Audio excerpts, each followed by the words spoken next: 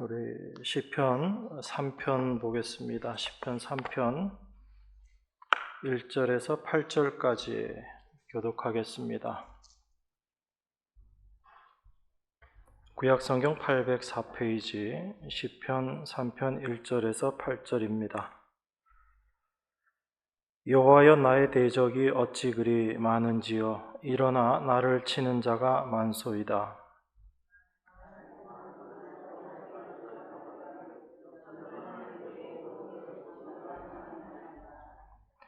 여호와여, 주는 나의 방패시요 나의 영광이시요 나의 머리를 드시는 자니이다.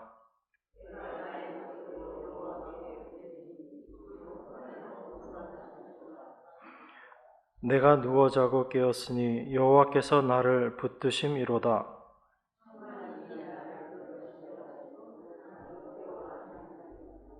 여호와여, 일어나소서. 나의 하나님이여, 나를 구원하소서. 주께서 나의 모든 원수의 뺨을 치시며 악인의 이를 꺾으셨나이다.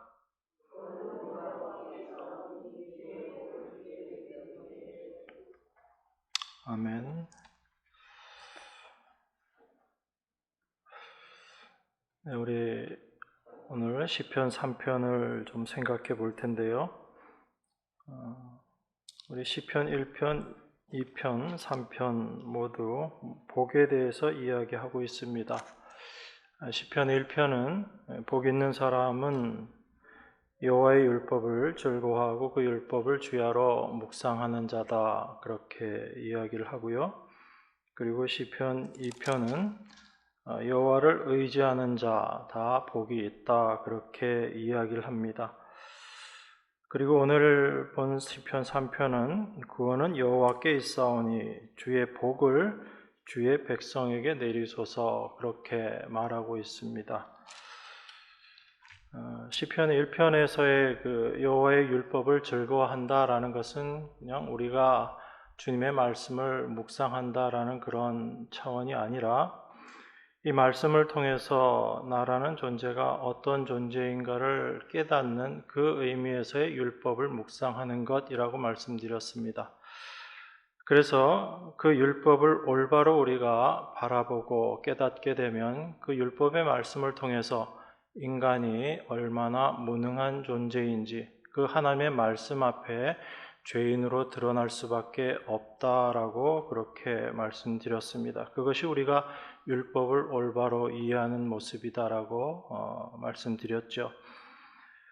그렇게 자기 자신의 죄를 하나님의 말씀을 통해서 올바르게 깨닫는 자들이 그러한 죄를 용서하여 주신 하나님의 은혜를 알게 되고 참된 의의 길로 가신 예수 그리스도의 구원의 은혜를 깨닫게 되는 자들이다라고 말씀드렸습니다. 그러한 자들이 복 있는 자들이기 때문에 내가 악인의 꾀를 쫓지 않고 오만한 자리에 앉지 아니함으로 복 있는 자가 되는 것이 아니다라고 말씀드렸어요. 바로 그 복 있는 그 사람, 그분은 바로 예수 그리스도이시고 그 예수 그리스도로 말미암은 그 복을 받는 자들이 바로 하나님의 백성들, 그들이 참 복 있는 자들이다라고 그렇게 말씀드렸습니다. 그래서 율법, 여호와의 말씀을 통해서 참으로 구원의 은혜, 하나님의 은혜를 깨닫는 자들이 복 있는 자들인 것이고, 그리고 시편 2편에서 말씀하신 그 복 있는 자들이라는 것은 이 세상의 모든 열방들의, 민족들의 그 모든 사람들이 스스로 왕이 되어서 자기 자신의 존재를 드러내려고 하는 것, 그게 바로 이 세상의 모습이다라는 것을 시편 기자가 말씀하고 있는 것입니다. 그래서 열방이 분노하고 민족들이 허사를 경영하고 세상의 군왕들이 나서고 관원들이 서로 꾀한다라고 그렇게 이야기합니다. 이것이 단순히 이 세상에 있는 권력을 가진 자들을 이야기하는 것이 아니라 이 세상에서 스스로 왕이 되어서 살아가고 있는 선악과 따먹은 죄된 인간들을 이야기하고 있다라는 것입니다. 그 사람들은 그렇게 선악과 따먹고 죄인이 되어버린 존재들은 스스로 왕이 되어서 자기의 유익을 추구하면서 살아가는 것입니다. 그러한 사람들에게는 하나님을 의지함이 없는 거죠. 자기 자신을 의지하고 자기 자신을 더욱더 강한 자로 만들기 위해서 살아가는 것입니다. 그런데 그 모든 것들을 하늘에 계신 이가 비웃는다라고 말씀합니다. 바로 그러한 모든 죄된 인간들의 노력이 하나님 앞에서는 비웃음거리밖에 되지 않는다라는 것, 자기 자신이 어떤 존재인지를 알지 못하는 자들의 모습이기 때문에 그렇습니다. 그래서 자기 자신이 어떠한 존재인지를 알게 되는 것, 이게 하나님의 말씀으로 말미암아 되어지는 일인데, 그렇게 자기의 존재를 깨달은 자들만이 하나님을 의지하게 되는 것입니다. 이게 믿음의 모습인 거예요. 이런 사람들이 바로 복 있는 사람이다라는 것입니다. 그러니까 우리가 무엇을 해서 복 있는 자가 되는 게 아니에요. 하나님의 열심이 우리를 복 있는 자로 드러나게 하시고 내가 하나님의 복 받은 자라는 것을 깨닫게 하시는 것입니다. 이것을 통해서 우리가 말씀을 더욱더 사모하게 되는 거죠. 말씀을 보면 볼수록 내 자신의 죄가 드러나는데 말씀 보는 것이 기쁜 거예요. 세상의 생각으로는 도무지 이해할 수 없는 것이 그리스도인들인 것입니다. 그러니까 세상이 여러분들을 이해 못하는 거예요. 그런 세상에 가서 그 세상을 이해시키려고 하는 것이 얼마나 헛된 일인가라는 것을 우리가 올바로 알아야지 됩니다. 그래서 세상은 참된 그리스도인을 알아보지 못합니다. 그런데 어떤 자들이 참된 그리스도인을 알아보게 되고 증인으로서의 그리스도인들을 분별하는가 하면 바로 하나님의 택하신 백성들만 가능한 겁니다. 그래서 우리가 전하는 말, 우리의 삶을 통해서 하나님의 백성들이 하나님을 발견하게 되고 하나님을 만나게 되는 거죠. 그래서 이 모든 일이 우리의 행함이 아니라 하나님의 일하심으로 되어지는 것입니다.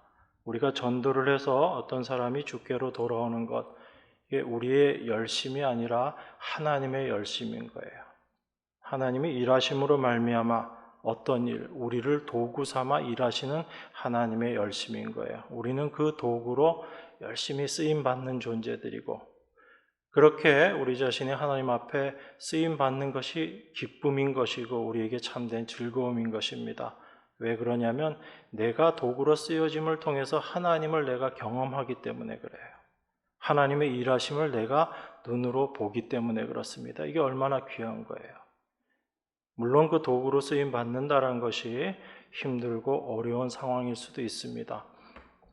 귀찮은 일일 수도 있고요. 번거로운 일일 수도 있습니다. 그런데 그 일을 통해서 내가 직접 하나님을 경험한다는 것, 이게 우리들에게 얼마나 큰 기쁨이겠습니까? 그래서 하나님께서 우리 안에 그 기쁨으로 함께 하시는 거예요. 육신으로는 힘들고 고달프고 어려울지 몰라도 우리의 마음은 늘 기쁨으로 넘쳐나는 것입니다. 그래서 우리가 말씀을 보면서도 그런 하나님의 은혜, 하나님의 일하심을 기대하고 소망하면서 말씀을 보는 것이 참으로 중요합니다. 오늘 말씀도 동일하게 어떤 자들이 복 있는 자들인가, 하나님이 당신의 백성들에게 어떤 복을 주셨는가, 이걸 오늘 좀 생각해 볼 겁니다.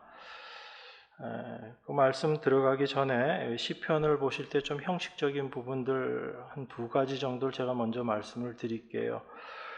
오늘 시편 3편에 보면 이제 처음으로 시편 위에 이렇게 표제어가 붙어 있습니다. 오늘 읽은 시편 3편 표제어는 뭐라고 되어 있죠? 다윗이 그 아들 압살롬을 피할 때 지은 시, 그렇게 되어 있습니다.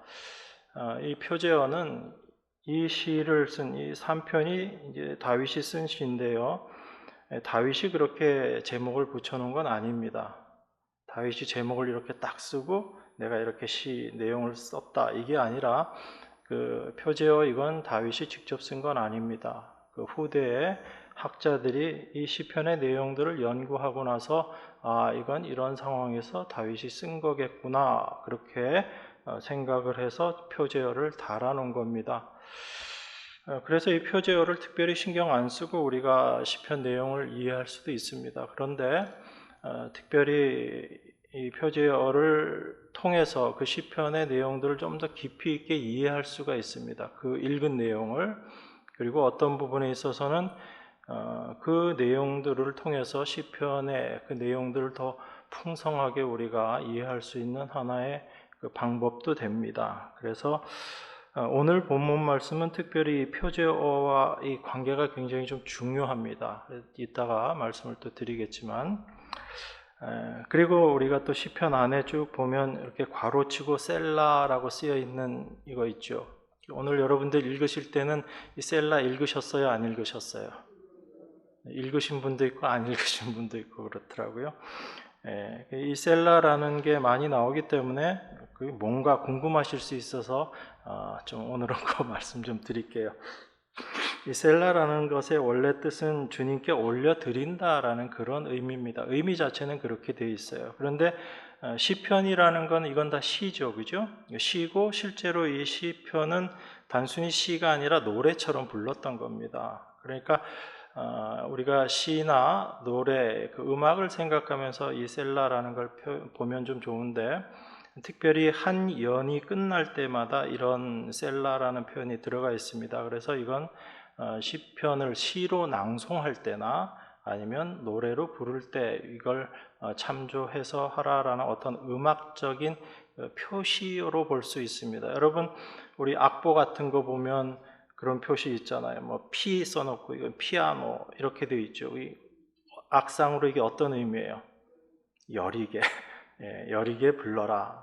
그리고 강하게 포르테 뭐 이렇게 되어 있고, 또 뭐 알레그로 이렇게 빨리 불러라 이런 그 악상 표시들이 있거든요. 그런 의미에서 셀라라고 써놓은 것이다 이렇게 일반적으로 보고 있습니다. 그러니까 쭉 읽으시다가 셀라라고 이렇게 읽는 게 아니라 요때는 한화 끝나고 잠깐 쉬었다가 다음 것으로 넘어가고 이렇게 이해를 하시면 되는데, 꼭 뭐 이게 정확하게 맞다 그건 아닙니다. 다만 중요한 거는 왜 쉬라고 했는가 하면 그 쉬는 그 틈을 통해서 내 마음을 하나님께 올려드립니다라는 그것이 같이 들어가 있다라는 그런 의미로 이해하시면 됩니다. 안 어렵죠? 예, 여기까지는 쉬워요. 앞으로가 나머지 내용들 물론 어려운 건 아닌데 말씀을 올바로 우리가 보면 또 그렇게 아주 힘들고 어려운 내용은 아닙니다. 이 시편 3편의 1절에 보면 이렇게 이야기합니다. 여호와여 나의 대적이 어찌 그리 많은지요. 일어나 나를 치는 자가 많소이다. 많은 사람이 있어 나를 가리켜 말하기를 저는 하나님께 도움을 얻지 못한다 하나이다.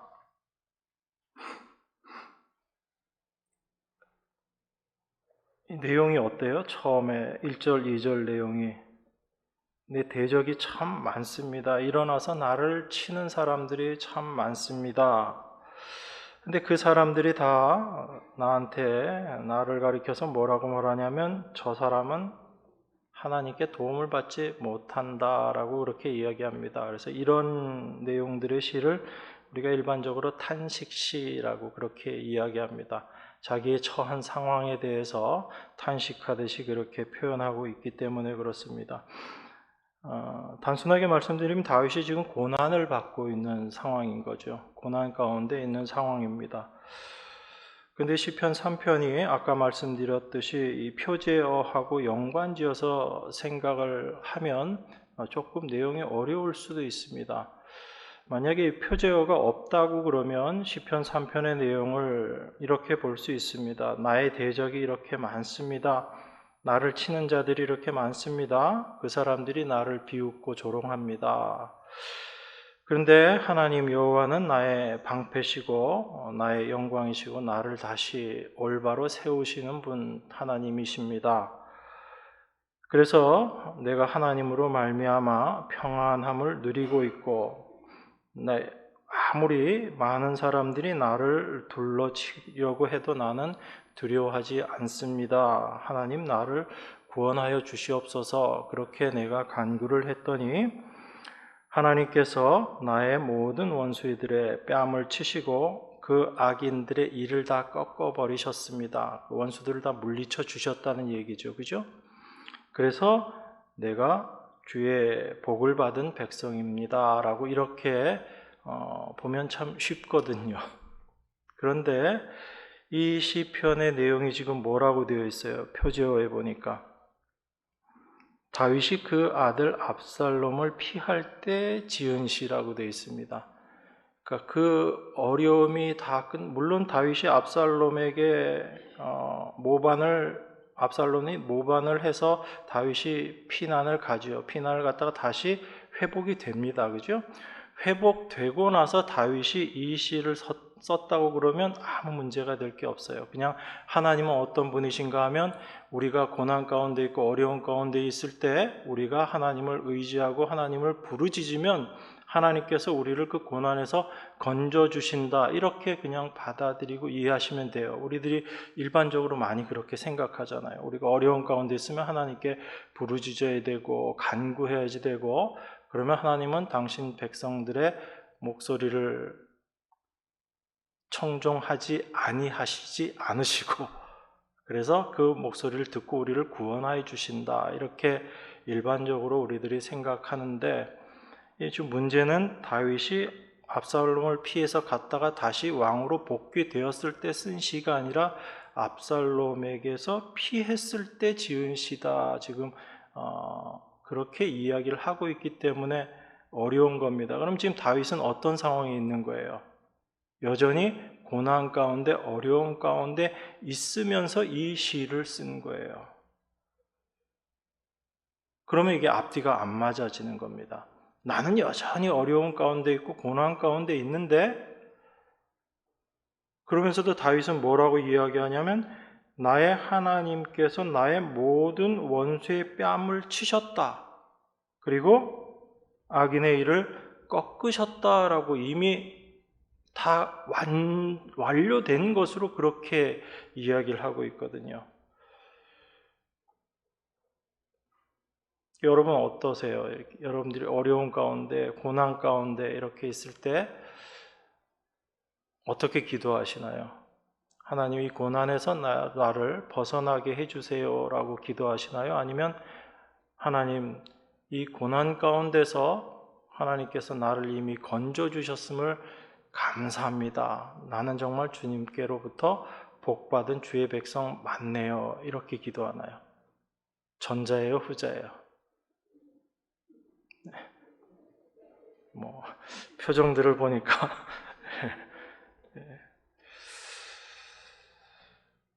다윗이 이렇게 하나님을 노래할 수 있었던 이유, 그리고 이게 다윗의 잘남, 다윗의 뛰어남으로 여러분들이 보시면 안 돼요. 제가 늘 말씀드리지만 성경에 나오는 사람들은 다 우리와 같은 사람들입니다. 다만 하나님이 그 사람들을 들어서 쓰시는 거죠.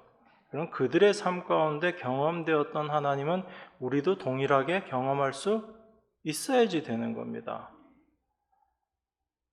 우리가 지금보다 더 열심을 내고 살면 경험할 수 있다, 그런 게 아니라 하나님께서 어떻게 당신의 사람들에게, 당신의 자녀들에게 나타나시고 일하셨는가, 하나님이 그들에게 말씀하신 것이 무엇인지를 말씀을 통해서, 성경 말씀을 통해서 우리가 올바로 확인하게 될 때 그분들이 경험했던 그 하나님이 바로 지금 우리가 의지하고 믿고 우리가 날마다 경험하는 하나님이 되셔야지 되는 겁니다. 그래서 이 다윗의 이 시가 참으로 귀한 것이다라는 생각이 듭니다. 우리가 생각하지 못했던 그런 하나님의 풍성한 은혜와 용서의 그 모습을 우리에게 지금 말씀하고 있기 때문에 그렇습니다. 일반적으로 우리 그리스도인들이 당하는 고난이 분명히 있습니다. 그죠? 여러분, 예전에는 전혀 어떤 어려움도 없고 고난도 없었는데 내가 예수님 믿고 나니까 뭔가 이렇게 고난이 생기더라, 그런 경험들이 있으시잖아요. 그죠? 아예 전 그런 경험 없어요. 그런 분 한번 손 들어보세요. 네. 그런 거 없으시죠? 그죠? 겉으로 드러나든 드러나지 않든 그런 어려움이 있습니다. 그런 그리스도인들이 당하는 고난을 보면서 세상 사람들은 조롱하고 비난하고 그렇게 하기도 합니다. 그래서 그런 사람들이 제일 많이 얘기하는 게 그거죠. 정말 하나님 계시냐? 하나님 계시면 왜 너 그렇게 어려움 당하고 있는데 하나님 안 도와주시니? 그렇게 이야기하잖아요. 그죠? 그래서 그런 말을 들을 때마다 하나님이 갑자기 그 벼락이라도 내려서 딱 좀 치셨으면 좋겠는데 또 하나님 그렇게도 안 하신다고요. 그게 참 우리들이 이 세상 살면서 어려운 부분들 중에 하나입니다. 그런데 그것이 세상 사람들만의 어떤 그런 생각으로 끝나면 좋은데 알게 모르게 우리들 안에도 이런 생각들이 있습니다. 그러니까 세상 사람들이 그리스도인들이 고난 받을 때 정말 하나님 계시면 너희들이 그런 고난 받겠느냐 그렇게 얘기하고 또 한편으로는 하나님이 계신다고 할 때 너가 고난 받는다면 어려움이 있다면 그건 분명히 너가 뭐 잘못해서 그럴 거야 라고 그렇게 이야기합니다. 그걸 이제 세상 법칙으로 이야기하면 인과율이라고 이야기하거든요. 원인이 있으니까 결과가 있는 거지. 너가 뭐 잘못한 게 있으니까 그 잘못한 것에 대해서 하나님께서 징계하시는 거야. 그렇게 이야기합니다. 그리스도인들이 당하는 고난에 대해서. 그 욥이 고난 당할 때 욥의 친구들이 말했던 게 그거거든요. 그러니까 여러분들 욥기 보시면서 주의 깊게 보셔야지 돼요. 성경 말씀이라고 무조건 그게 맞는 말이다라고 생각하면 안 됩니다. 욥의 친구들이 했던 말들이 우리 생각에 맞는 것 같은데 사실은 진리가 아닌 것들이 꽤 많이 있어요. 욥의 친구들이 욥에게 와서 뭐라고 이야기합니까? 너 왜 그렇게 하나님께서 너한테 고난을 주고 재앙을 줬는 줄 아니? 너 열심히 하나님 잘 믿는다고 했지만 너 안에 숨겨진 죄가 있기 때문에 그래. 그래서 너 그거 회개해야지 하나님께서 그 재앙 다 거두어 가실 거야. 그렇게 욥의 친구들이 얘기하잖아요. 근데 그 욥의 친구들의 생각이 누구의 생각과 똑같냐면 사탄의 생각하고 똑같아요. 하나님께서 빙빙 돌아다니다가 온 사탄한테 얘기하죠. 너 욥 봤니? 욥이 얼마나 의롭고 신실한 자인지를 아니? 그렇게 물어보죠. 그랬더니 사탄이 뭐라고 얘기해요? 하나님한테. 하나님, 욥이 어찌 까닭 없이 하나님을 경외하겠습니까? 그렇게 얘기한다고요. 까닭 없이. 그 말이 뭐죠? 뭐 이유가 있다는 거죠. 하나님이 잘해주고 복주고 그러니까 욥이 의로운 자이고 하나님을 잘 경외하죠. 만약에 그거 쳐버리면 분명히 하나님을 원망할 겁니다. 이렇게 나오는 게 사탄이잖아요. 그러니까 사탄의 생각이 어떤 거예요? 무슨 이유가 있으니까 그렇게 되는 거다라는 게 사탄의 생각이에요. 그게 이 세상의 사고방식인 거예요, 여러분. 근데 교회 안에서도 그게 일반적으로 되어 있어요. 우리가 이렇게 하니까 하나님께서 어떻게 해 주실 것이다. 여러분, 하나님은 그런 하나님이 아니세요. 우리 목사님 통해서 아브라함에 대해서 배웠잖아요. 아브라함에 대해서 성경이 뭐라고 얘기했어요? 아브라함을 통해서 하나님께서 뭘 보여주셨어요? 하나님은 없는 데서 만들어내시는 분이고 죽은 자들에게 생명을 주시는 분이라고요. 어떤 우리에게 이유나 원인이 있는 것이 아니라 하나님의 뜻을 이루어 가시는 분이 하나님의 일하심이거든요. 그런데 우리는 항상 어떤 원인을 생각하고 거기에 따른 결과들을 우리가 늘 생각을 하죠. 그러니까 우리의 신앙을 바라보면서도 자꾸 누구에게 집중을 하게 돼요? 하나님을 보는 게 아니라 내 자신을 보는 거예요. 내가 이렇게 하지 않았으니까 하나님이 이렇게 나를 대접하시는 거지. 나를 대우하는 거지. 내가 죄를 지었으니까 하나님이 어떻게 하시는 거지. 내가 선한 일을 했으니까 하나님이 나에게 복 주시는 거지. 이게 전부 똑같은 생각인 거예요. 그 생각이 사탄의 생각이에요. 근데 그렇게 생각 안 하시죠, 여러분들. 너무나 그걸 당연한 걸로 생각하고 살아간다고요. 그게 세상의 법칙인데, 근데 우리가 그런데 익숙한 게 뭐냐면 이 세상에서 태어나서 지금껏 세상에서 살아오고 있기 때문에 그래요. 뭐 원인 없는 결과가 있겠어? 이런 생각하고 신앙생활하는 거잖아요. 신앙생활은 전혀 그것과 다른 겁니다, 여러분. 그걸 먼저 아셔야지 돼요. 그래서 예수님도 그 말씀 하셨잖아요. 그리스도인들이 고난받을 때 그거 이유 없이 받는 고난이 있다고 말씀하셨잖아요. 요한복음 15장 18절 19절에 보면 예수님이 이렇게 말씀하시죠. 세상이 너희를 미워하면 너희보다 먼저 나를 미워한 줄을 알라.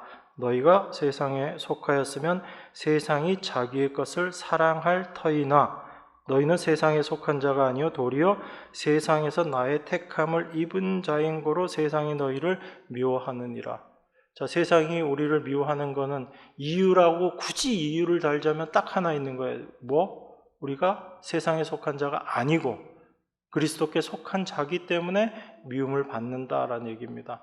이걸 굳이 원인 결과 놓고 따질 건 아니잖아요. 세상이 미워할 이유는 없는 거예요, 사실은. 근데 세상이 우리를 미워한다. 그건 우리가 그리스도께 속한 것뿐이기 때문에. 왜냐하면 그리스도가 먼저 이 세상에서 미움을 받고 십자가에 달리셨거든요. 왜 그러냐면 굳이 말씀을 드리면 다 아시겠지만 바로 그들이 지금까지 쌓아왔던 그 모든 자기 의를 예수님께서 다 무너뜨려 버리셨잖아요. 그걸 인간들이 감당을 못하는 거죠. 그래서 그리스도인들이 그 주님의 자녀임이 증거되는 것이 어찌 보면 이 세상에서 당하는 고난이다라고 볼 수 있습니다. 네, 우리가 오늘 다윗에 대해서 생각해 보겠지만 다윗이 고난받기 시작한 게 언제부터냐면 기름 부음 받고 나서부터 고난받기 시작해요. 막내죠, 목동이죠.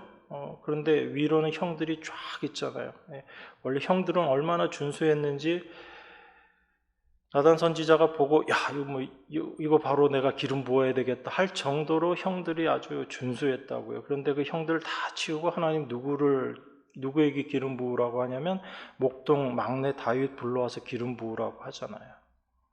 기름 부음 받고 나니까 그때부터 형들이 시기하고 질투했을 거 아니에요. 그게 다윗이 골리앗을 보러 가게 됐을 때 그때 형들이 얘기하잖아요. 또 구경하러 왔지? 그러면서 아주 교만하다고 형들이 다윗에 대해서 이야기하는 내용이 나옵니다. 그러니까 다윗은 기름 부음 받고 나서부터 형들로부터 시기를 받고 질투받고 그런 일들이 시작이 되는 거예요. 그리고 다윗이 골리앗을 물리치고 난 후부터는 누구로부터 시달리게 돼요? 사울로부터 시달림을 받잖아요. 사울이 다윗을 시기해서 아예 죽이려고 그렇게 하게 됩니다. 다윗이 한 거라고는 그 성령의 인도하심을 쫓아서 행한 것밖에 없는데 다윗에게 이런 고난들이 찾아오거든요. 그래서 이 그리스도인들로서 받는 고난들이 분명히 있다라는 것입니다.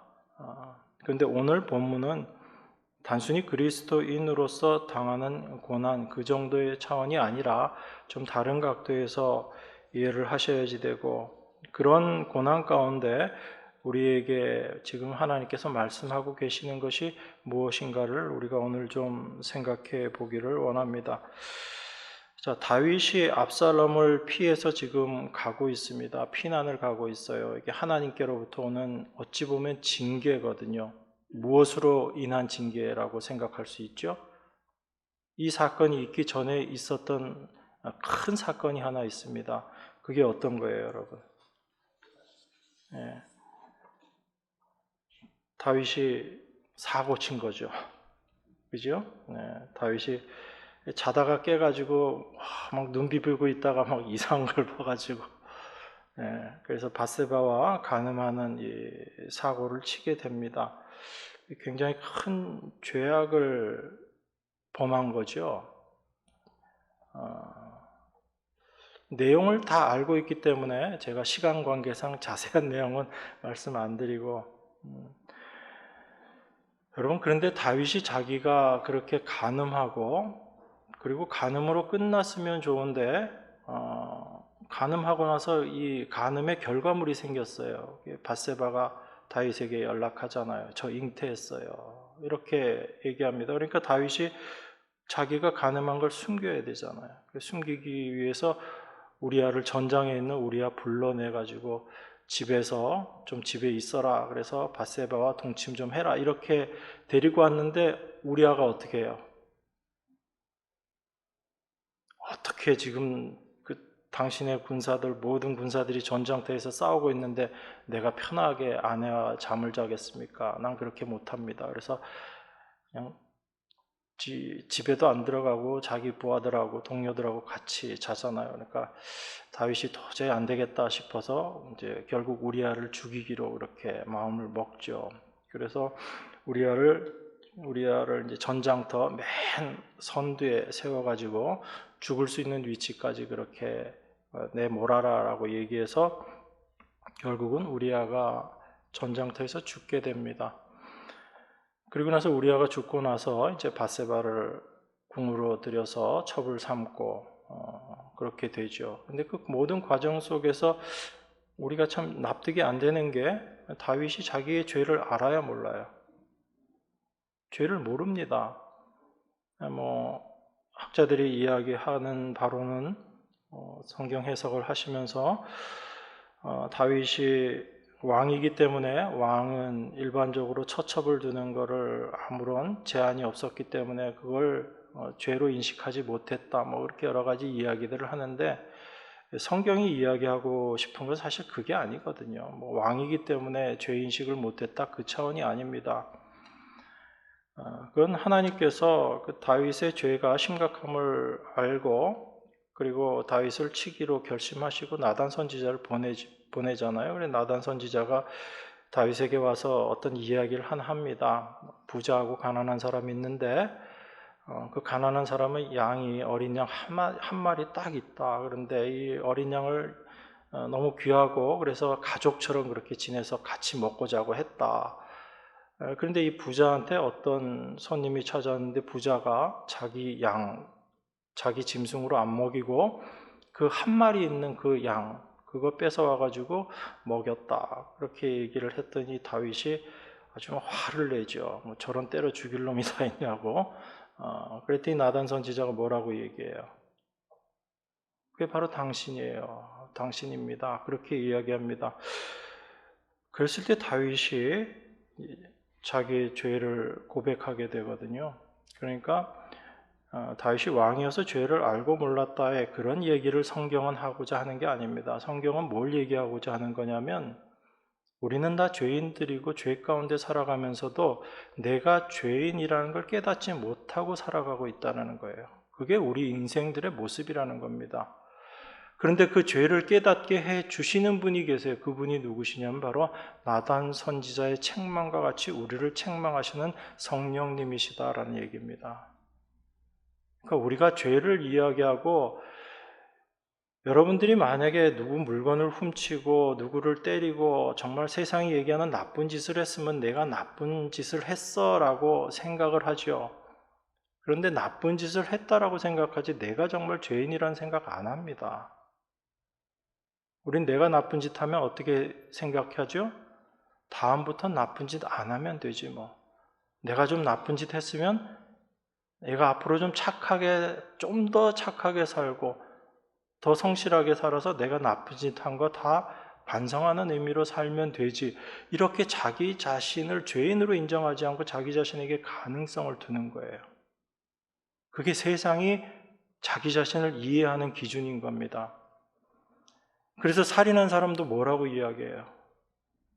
내가 살인한 죄인입니다. 얘기 안 한다고요. 내가 술 먹어서 우발적으로 내가 그렇게 했지 난 기억도 못한다.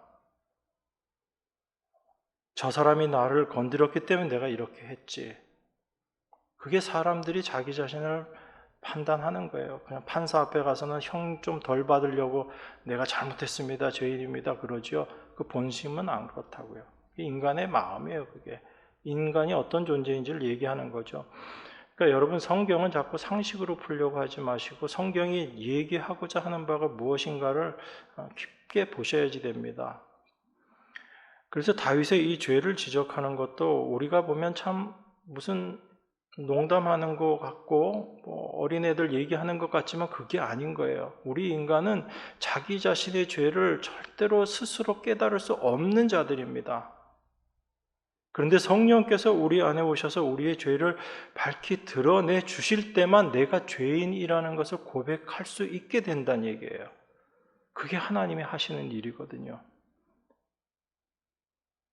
우리를 죄인 만들어 놓고 하나님은 어떻게 하세요? 너 이제 죄인이니까 열심히 죄 안 짓고 죄 짓지 말고 살아. 이게 아니라고요. 그렇게 우리의 죄를 깨닫게 하신 하나님은 왜 하나님의 아들, 하나님 당신 십자가에 달려 죽으실 수밖에 없었는지를 우리로 하여금 이제 올바로 깨닫게 하시는 거예요. 그러한 나를 위해서 예수님께서 십자가에 달려 죽으셨다는 것을 믿음으로 받아들이게 하시는 겁니다. 단순히 예수님이 십자가에서 내 죄 다 용서했어, 이걸 우리에게 이야기하는 차원이 아니라 왜 예수님께서 십자가에서 죽으실 수밖에 없으셨는지를 바로 나의 죄된 모습을 통해서 분명하게 깨닫게 하시는 거예요. 그게 하나님의 일하심이다라는 것입니다. 그러니까 우리는 그 다윗의 일을 통해서 내가 죄인됨을 깨닫는 것도 하나님의 역사, 하나님의 일하심이 없으면 절대로 불가능한 것이구나라는 걸 알아야지 됩니다. 그래서 여러분 안에 정말 내가 죄인 맞습니다라는 이 고백이 나온다면 이 누구의 일하심이 함께 있는 거예요, 지금. 하나님께서 내 안에서 열심히 일하고 계신다는 증거예요. 여러분, 다른 걸로 자꾸 증거 삼으려고 하지 마세요. 기도했더니 기도한 것 이상으로 하나님께서 들어주셨어. 하나님이 나와 함께 계셔. 자꾸 그런 하나님 찾지 마시고, 그런 하나님 찾는 사람들은 정말 교회가 아닌 다른 곳에 훨씬 더 많아요. 그런 하나님 추구하는 사람들은 교회가 아닌 다른 곳에 가면 더 많습니다. 그러니까 참된 교회는 그런 하나님 찾는 곳이 아니에요. 하나님의 일하심을 우리가 올바로 알아야지 됩니다. 그래서 그 용서가 무엇인지를 다윗으로 하여금 철저하게 깨닫게 하시는 거예요. 그게 하나님의 일하심으로 말미암은 것입니다. 그래서 그 하나님의 용서하심을 올바로 알게 된 다윗의 모습이 언제 드러나게 되냐면 사무엘하 15장 16장에 보면 그 표현들이 나옵니다. 15장 30절에 보면 사무엘하 15장 30절 제가 읽겠습니다. 다윗이 감난산 길로 올라갈 때 머리를 가리우고 맨발로 울며 행하고 저와 함께 가는 백성들도 각각 그 머리를 가리우고 울며 올라가니라. 다윗이 그 밧세바 사건 이후에 이 압살롬이 이제 반역을 하는 그 사건, 물론 시간적으로는 한 10여 년 이상 시간의 어떤 흐름이 있지만 그 이후에 다윗이 겪게 되는 일인 거죠. 감난산 길로 올라갈 때 머리를 가리우고 맨발로 울면서 그 산을 올라가는 다윗을 묘사하고 있습니다. 그렇게 압살롬을 피해서 다윗이 도망가고 있을 때 사독 제사장이 하나님의 궤를 끌고 나오죠. 갖고 나와가지고 같이 가려고 합니다. 그랬을 때 다윗이 뭐라고 얘기해요? 너 나 따라오지 말고 다시 돌아가라. 그렇게 얘기합니다.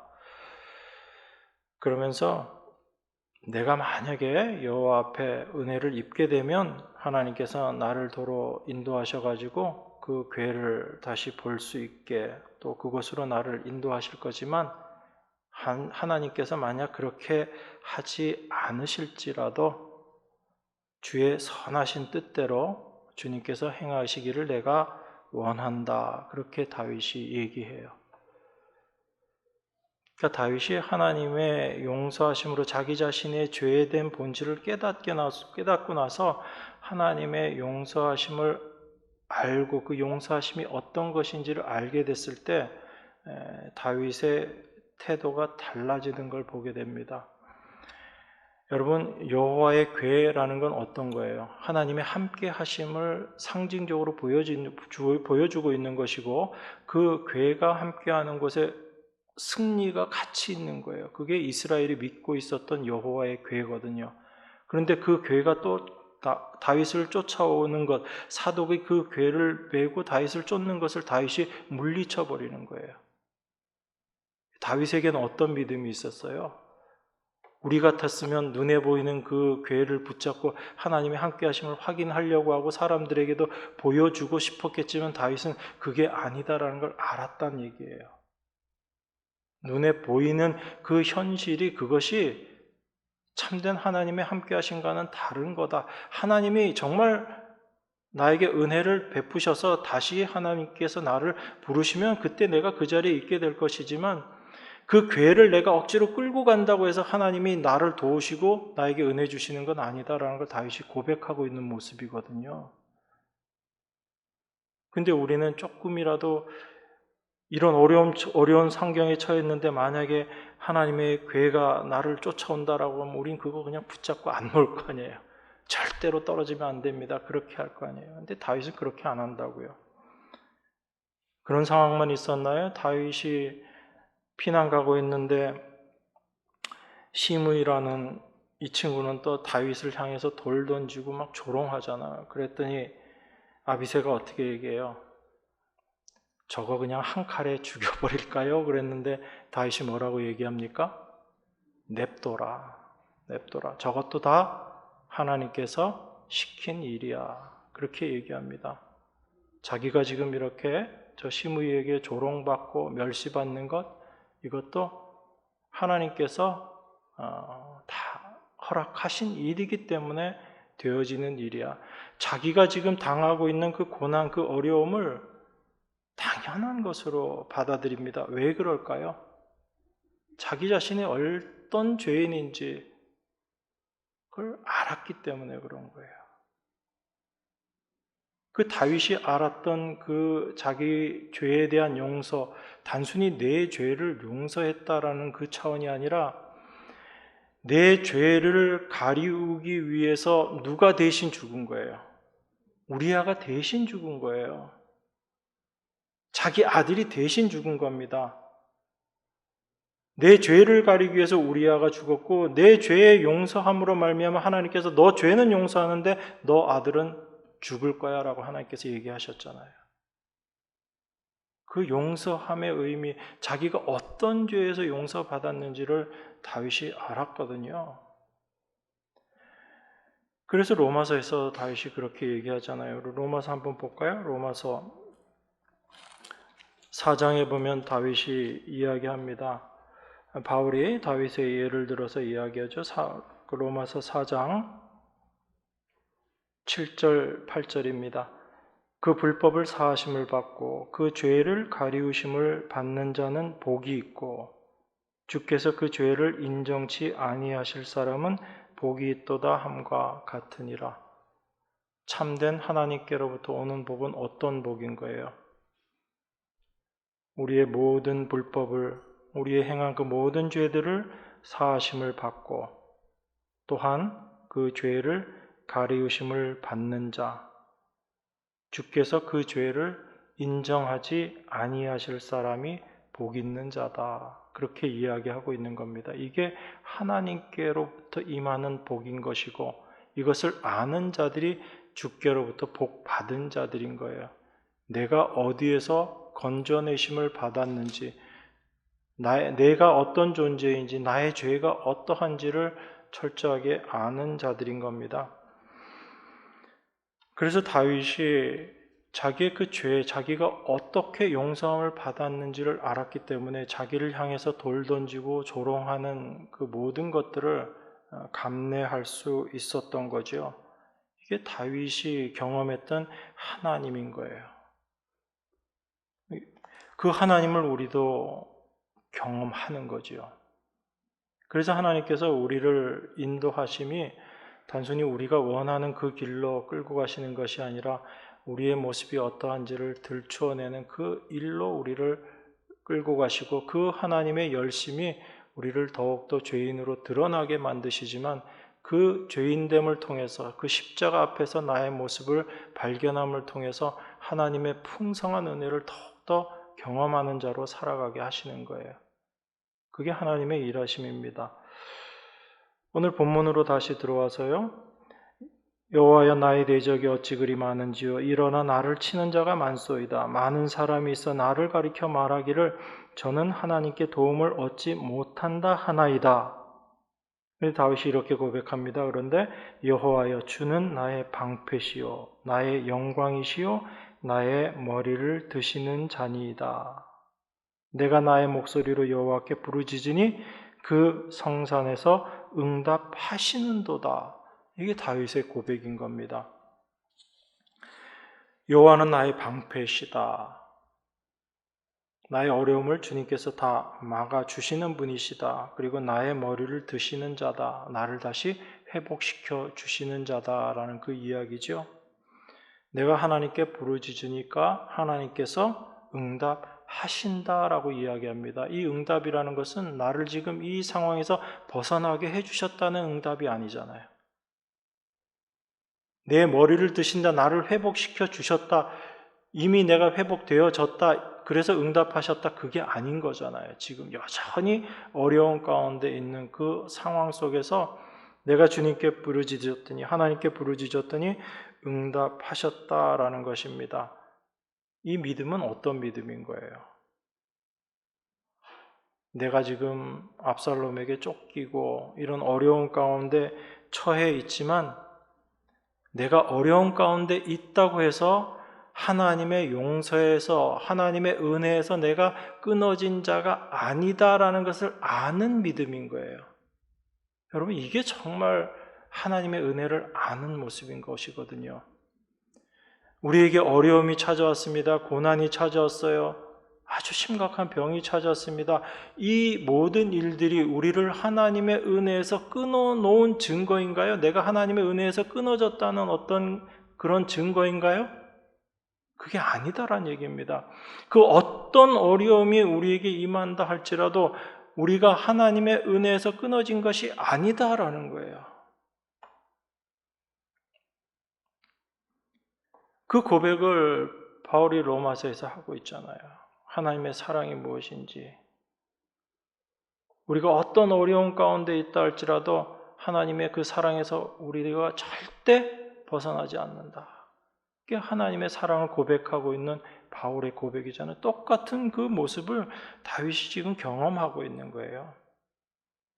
내가 지금 이 어려움 가운데 있지만 하나님은 절대 나를 버리시지 않으셔. 왜? 그 하나님의 용서를 내가 이미 경험했기 때문에, 그 하나님의 은혜를 내가 경험했기 때문에, 그 하나님의 언약의 그 신실함, 그 용서함의 의미가 무엇인지, 하나님 말씀의 그 신실함을 내가 이제 알고 그 신실함을 믿는 자로서 살아가고 있기 때문에 내가 지금 이 고난 가운데 있고 누가 나를 비웃고 조롱하고 멸시한다 할지라도 나는 하나님의 은혜에서 끊어진 자가 아니야 라는 이 고백인 거예요. 그래서 내가 부르짖었더니 응답하셨다는 거예요.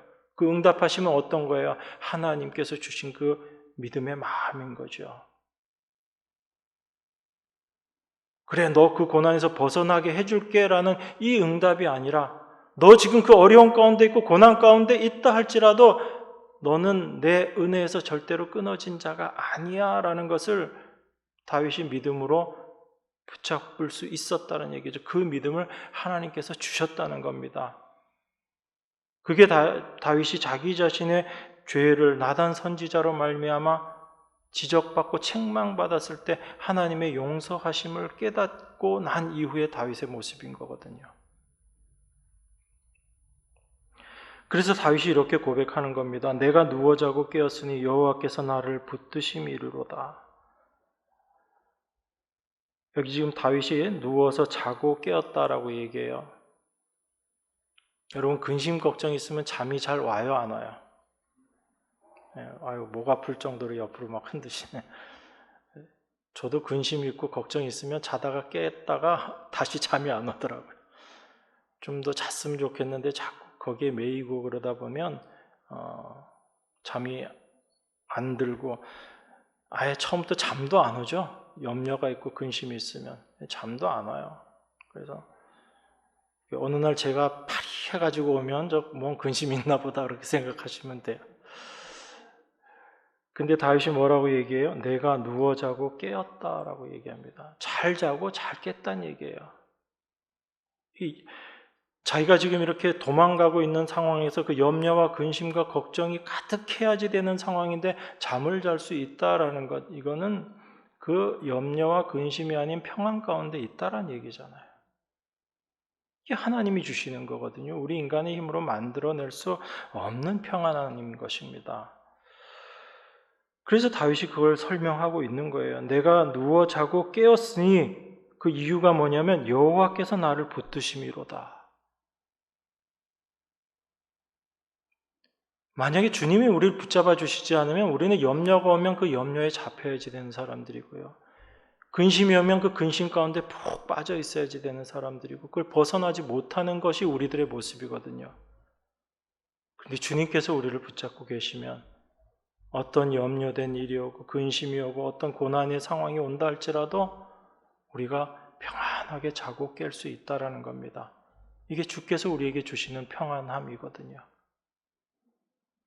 여러분, 신앙생활은 우리가 하나님을 붙잡고 가는 삶입니까? 아니면 하나님께서 우리를 붙잡고 가시는 삶인가요? 대답은 그렇게 하시면서 왜 실제 보이는 모습은 그거하고 다르게 보이세요? 우리가 자꾸 잊어버리는 거죠. 내 처한 환경을 바라보면서 내가 하나님을 좀 덜 붙잡아서 그러나 보다 자꾸 우린 그렇게 생각한다고요. 여러분, 그렇지 않습니다. 신앙생활은 내가 하나님 붙잡고 가는 게 아니에요. 하나님이 나를 붙잡고 가시는 거예요. 그런데 그 붙잡고 가시는 그 길이 내가 생각하는 그 길이 아니기 때문에 내가 생각하는 길은 어떤 길이에요?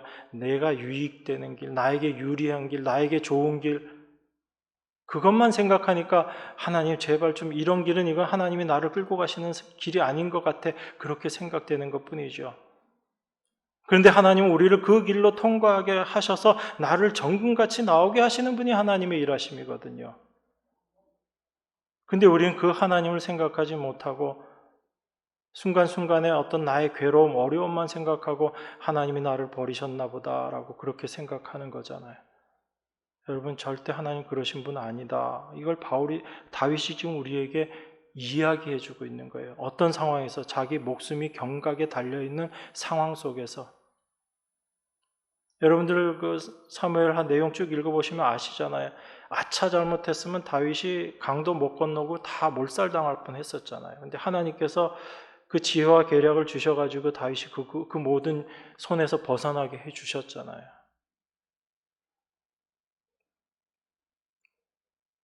여러분, 하나님 백성들의 삶은 하나님께서 붙잡고 하나님이 책임지시는 삶이에요.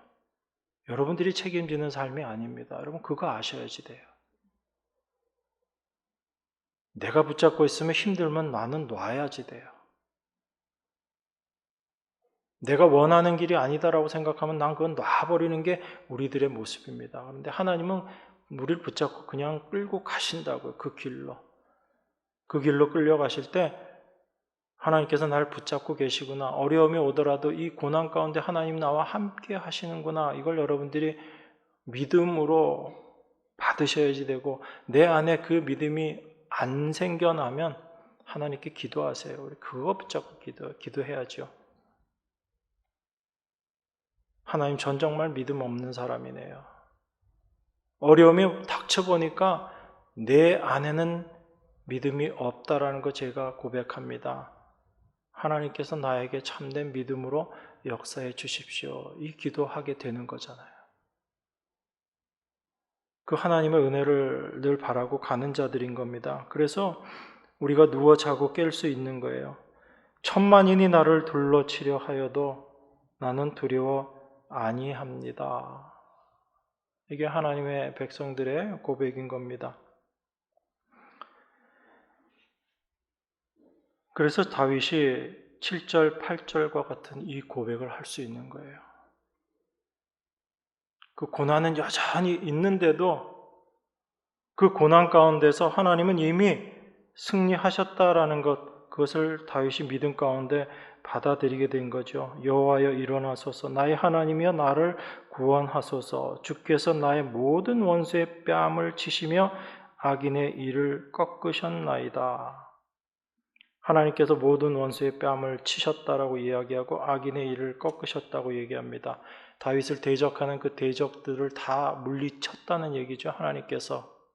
여전히 그들은 기세등등해서 살아있지만 나를 괴롭히고 나를 비웃고 조롱하고 있지만 하나님께서는 이미 그들을 다 물리쳐 버렸다는 얘기입니다. 뺨을 쳐버렸다는 얘기예요. 이를 다 뽑아버렸다는 얘기예요. 여러분, 뱀 이 다 뽑아버리면 어떻게 돼요? 맹수들 이 다 뽑아버리고 손톱 발톱 다 뽑아버리면 어떻게 돼요? 호랑이가 고양이 되는 거잖아요. 근데 다윗이 왜 이렇게 자신 있게 이야기할 수 있었을까요? 다윗은 자기에게 임한 그 대적들, 나의 대적이라고 이야기하는 그 대적들을 자기 자신만의 대적으로 바라보지 않았다라는 겁니다. 바로 그 대적들이 조롱하고 비웃는 것이 지금 현재 있는 상황을 쳐다보면서 다윗이 너 하나님께서 너 안 도와주시지? 너 정말 하나님의 자녀면 하나님께서 이렇게 내버려 두겠어? 라고 이야기하면서 다윗을 조롱하는 그 대적들이 어떤 자들이냐면 바로 지금 눈에 보이는 현실을 바라보면서 하나님이 안 계시다라고 이야기하는 자들이기 때문에 그런 거예요. 하나님은 우리의 눈에 보이는 그 현실 속에서 존재하시는 분이 아니라고요. 우리 머릿속에서 생각하는 그런 존재가 하나님이 아니시라고요.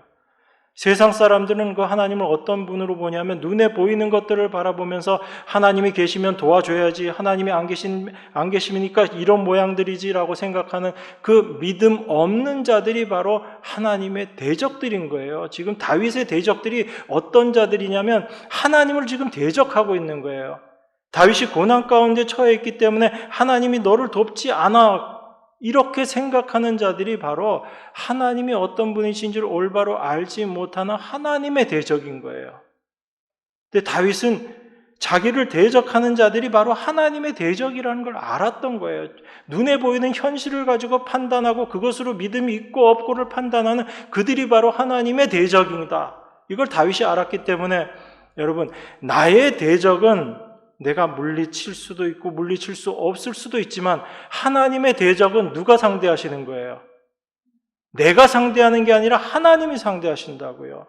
하나님의 대적은 하나님께서 어떻게 하세요? 다 물리쳐 버리신다고요. 그걸 다윗이 알았던 겁니다. 그 믿음이 있었기 때문에 다윗은 이렇게 고백할 수 있는 거예요. 지금 눈에는 여전히 대적이 기세등등하게, 저 원수가 기세등등하게 살아있는 것 같지만 하나님은 이미 그 원수의 뺨을 쳐버리셨고 그 일을 다 뽑아버리셨다. 하나님은 그렇게 하셨다라는 것을 다윗이 믿음 가운데 확인한 거죠. 이게 다윗 안에 역사하셨던 하나님의 일하심이고, 다윗이 어떤 곳에서 용서함을 받은 건지, 하나님의 용서하심의 의미가 무엇인지를 깨달은 다윗의 고백인 거예요. 그래서 다윗이 고백합니다. 구원은 여호와께 있사오니, 구원은 우리의 어떠함과 아무 상관없다는 얘기예요. 심지어 다윗이 기름 부음 받고 나서 그 심한 죄, 우리가 생각할 수 있는 최고의 죄잖아요. 간음하고 살인하고 그 죄를 지었다 할지라도 하나님의 은혜에서 다윗은 끊어져요? 안 끊어져요? 끊어지지 않는다고요. 그것을 경험했던 다윗이기 때문에 지금의 어려운 환경, 이것은 절대로 나를 하나님의 은혜에서 끊어지게 하지 못한다. 나의 어떠함과 상관없이 구원은 누구에게 있다? 하나님께 있다라는 것을 다윗이 알고 우리에게 지금 함께 고백하는 겁니다. 이 복을 주의 백성에게 내려주시옵소서. 이게 다윗의 기도인 겁니다. 다윗의 고백인 것이고요. 구원은 여호와께 있사오니 주의 복을 주의 백성에게 내리소서. 여러분과 저는 이 복을 받은 자들이에요. 여러분, 날마다의 삶 가운데 다윗이 고백한 이 하나님을 기억하시고 하나님의 은혜를 기억하시고 이 하나님의 은혜로 말미암아 복 받은 자임을 기억하시고 날마다 살아가실 때 다윗이 누렸던 동일한 평안함으로 날마다의 삶을 살아가게 되실 줄 믿습니다. 이 은혜가, 이 복이 여러분들에게 늘 풍성하게 임하실 줄 믿습니다. 기도하겠습니다. 하나님의 은혜를 감사합니다. 하나님의 일하신 그 용서가 무엇인지를 말씀을 통해서 잠시 묵상했습니다. 늘 우리를 하나님의 백성으로 세우시고 그 하나님의 은혜를 깨닫게 하시는 하나님의 열심이 날마다 우리 삶 가운데 더욱더 풍성이 넘쳐나서 주의 은혜 앞에 날마다 감사함으로 나아가며 참된 평안 가운데 거하는 저희 모두가 될 수 있도록 은혜로 함께하여 주시옵소서. 우리를 구원하신 예수 그리스도 이름으로 기도드리옵나이다. 아멘. 우리